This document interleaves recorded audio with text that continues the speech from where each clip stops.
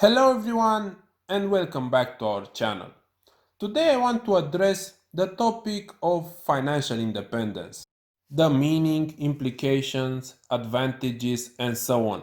Additionally, I want to discuss the FIRE movement. Please keep in mind that this is not an investment advice. Instead, it's a personal research on this topic and in the same time, it's a part of my investment strategy.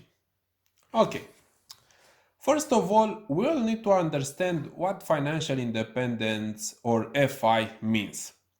Generally, FI stands for the financial status of any individual that managed to accumulate an amount of money large enough to sustain his current cost of living for the rest of his life without having to be employed or dependent on others. In other words, you don't need to work for the rest of your life. Well, things are not that simple as you might think. One obvious condition is that you need to maintain your level of current expenses. So, most likely, you will not be able to improve your life quality. On the other hand, you don't need to work anymore. So, there is a balance after all. As Chris Hogan always says, retirement isn't an age, it's a financial number. Now, you may ask, how can you achieve your financial independence? Obviously, there are several methods, such as winning the lottery, receiving a great inheritance, living a frugal lifestyle, earning a lot of money and spending just a small portion of them, or creating multiple sources of passive income, such as businesses, real estate, stocks, and so on. As a result, from this theory of financial independence, the FIRE movement emerged. Specifically, the concept of FIRE, or the movement FIRE, stands for Financial Independence, Retire or Retirement Early. The main objective here is to save and invest very aggressively, somewhere around 50 to 75% of your income, in order to retire as fast as possible sometime in your 30s or 40s. To put it differently, it's all about achieving financial independence at a young age, rather than waiting until you're 60 or 70 years old to retire. Therefore, FIRE movement adepts are interested in creating enough wealth and capital to allow them to maintain their desired standard of living after retiring as early as 30 or 40 years old. In a word, you need to save at least half of your income. What is crucial to understand is the fact that people who are trying to achieve FIRE are always looking to do two things: keep their expenses extremely low and increase their income.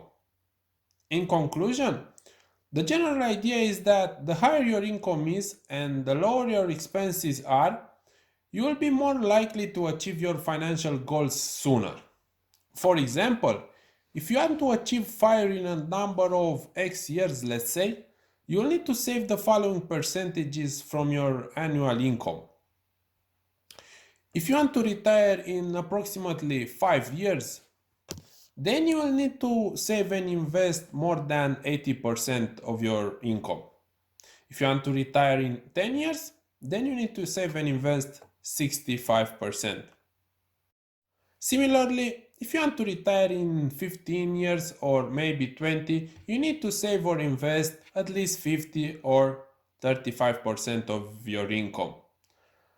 The previous analysis is valid if you take into consideration an average annual return of around 8 to 10% and obviously the power of compound interest. Now, this is the main idea about FIRE.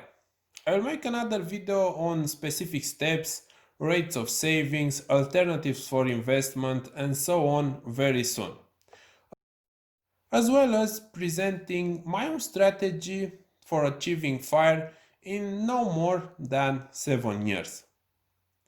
All things considered, the top benefits of achieving financial independence could be resumed as: first of all, you can live your life on your own terms. This is one of the greatest advantages. You will decide how much time you want to work, when, and for who. Of course, taking into consideration the fact that you will still participate in some projects from time to time. Secondly, Secondly, you'll achieve a substantial financial security. If you don't depend on a specific salary, then you'll have the freedom to make more fearless decisions not only at your job but in your entire life.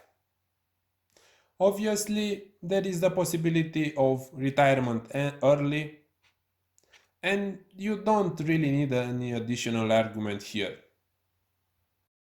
Last but not least, you'll obtain a better management of stress and anxiety. This one is simple.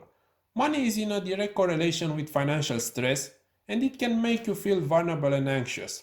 If you remove them from the equation, things will start to look better. In the end, time is money, and now you don't have to buy it anymore. When you finally have the status of being financially independent, you don't need to offer your precious time for money.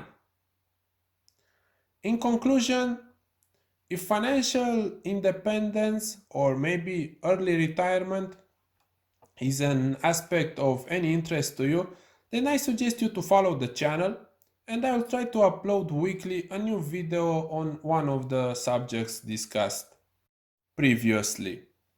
Thank you guys. All the best.